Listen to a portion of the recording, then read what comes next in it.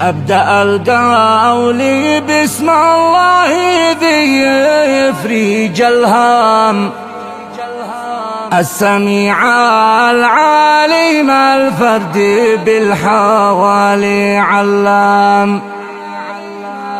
أحمدك وأشكرك وأدعيك بالاسم الأعظم، زيل الأحزان واشفي كل مبلغ بالأسقام، زيل الأحزان واشفي كل مبلغ بالأسقام.